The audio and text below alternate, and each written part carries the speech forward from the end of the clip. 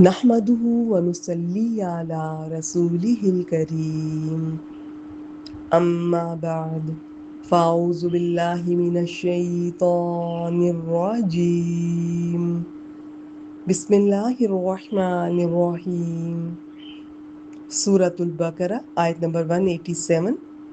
اس کا first half ہم کل دیکھ چکے ہیں، اس کا ترجمہ ایک بار پھر آپ سے شیئر کرتی ہوں. تمہارے لیے روزے کی رات اپنی عورتوں سے صحبت کرنا حلال کر دیا گیا ہے، وہ تمہارے لیے لباس ہے اور تم ان کے لیے لباس ہو. اللہ نے جان لیا کہ بے شک تم اپنی جانوں کی خیانت کرتے تھے، تو اس نے تم پر مہربانی فرمائی اور تمہیں معاف کر دیا. تو اب ان سے مباشرت کرو اور طلب کرو جو اللہ نے تمہارے لیے لکھا ہے. اب آگے بسم اللہ الرحمن الرحیم. وَقُلُوا وَاشْرَبُوا، اور کھاؤ اور پیو، حَتَّى يَتَبَيَّنَ لَكُمُ الْخَيْطُ الْأَبْيَضُ مِنَ الْخَيْطِ الْأَسْوَدِ مِنَ الْفَجْرِ، یہاں تک کہ تمہارے لیے سیاہ دھاگے سے سفید دھاگا فجر کا خوب ظاہر ہو جائے. ثُمَّ أَتِمُّوا الصِّيَامَ إِلَى اللَّيْلِ، پھر روزے کو رات تک پورا کرو. وَلَا تُبَاشِرُوهُنَّ وَأَنْتُمْ عَاكِفُونَ فِي الْمَسَاجِدِ، اور ان سے مباشرت مت کرو جبکہ تم مسجدوں میں حالت اعتکاف میں ہو. تِلْكَ حُدُودُ اللَّهِ فَلَا تَقْرَبُوهَا، یہ اللہ کی حدود ہیں، اللہ کی حدیں ہیں، سو ان کے قریب مت جاؤ.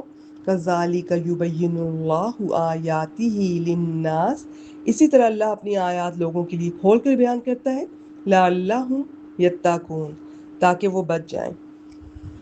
فرسٹ ہاف میں ضروری باتیں میں کل آپ سے شیئر کر چکی ہوں، تفصیلات بقیہ آج دیکھتے ہیں. فجر کے سفید دھاگے سے مراد صبح صادق ہے.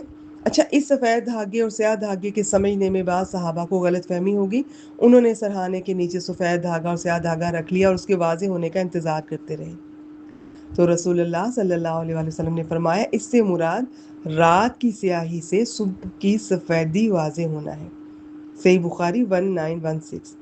اور حضرت جو عدی بن حاتم رضی اللہ تعالیٰ عنہ وہ اس کے راوی ہیں.